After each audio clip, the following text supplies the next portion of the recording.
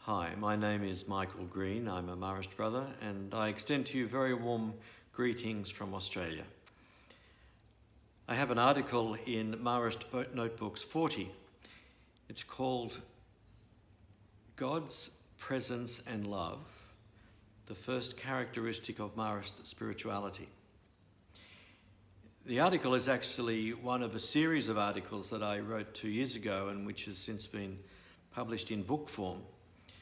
And the articles take our reference text on Marist spirituality, Water from the Rock, and the 6 characteristics of Marist spirituality that are identified in that document, and uses that as a framework to explore the depth and the origins, the sources of our spirituality, and to apply them to us as Marists today, because we have a deeply rich historical spirituality, but like any spirituality, it needs to stay alive. It needs to continue to evolve. So, to take an understanding of our sources and apply them to our lives today as Marist women and Marist men. That's our purpose. And the first characteristic in the text, Water from the Rock, is called God's presence and love. It's interesting that the two things go together. I think that's very important. God's presence, God's love, or God's presence and love, because it's not only God's love but our love. I'll come back to that point in a minute. If we go to our sources, we find in Marcelin, we find in Brother Francois, in the early brothers, for example, the 2 novice masters that Marcelin chose and were at the Hermitage for a quarter of a century, Brother Louis, Brother Bonaventure. We find deeply mystical men profoundly absorbed in God, in the indwelling God. That's the kind of spirituality that was Marcelin's, and the kind of spirituality that he nurtured in the founding generation of Marists, and which is our legacy today. It's a wonderful legacy. It's a rich legacy. We see it, for example, in Marcelin himself, and in his spiritual testament, we read that he said, I beg of God and I desire with all my heart that you persevere faithfully in the holy exercise of the presence of God. Marcelin says, it is the soul of prayer, of meditation, and of all the virtues. We see the same ideas in the writings of Brother Francois, and Francois wrote a lot. We have his retreat notes, we have his letters, we have his circulars, particularly the circular on the spirit of faith. For example, in his retreat notes, we read these little jottings. God in me, the center and resting place of my soul. This presence of God is a source of consolation, a support in the stress and strain of seeking perfection may cause. We see God in the depths of our heart as our center, as our resting place. God is present in me, in my very breath. And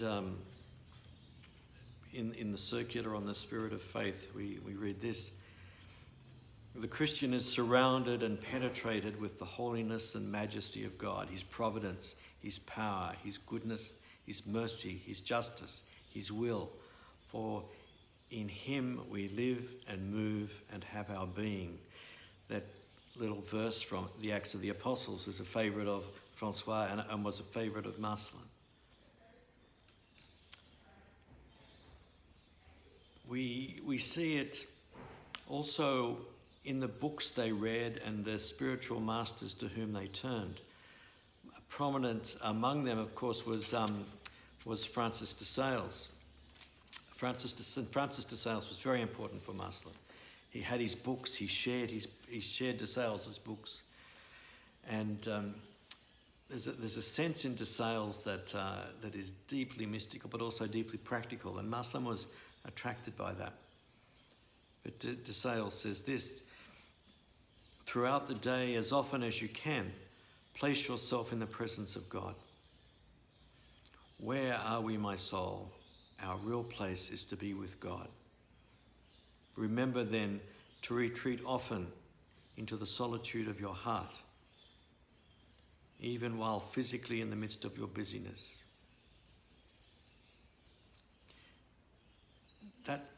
That sort of idea was deep in Marsland, and deep in Francois, deep in our founding.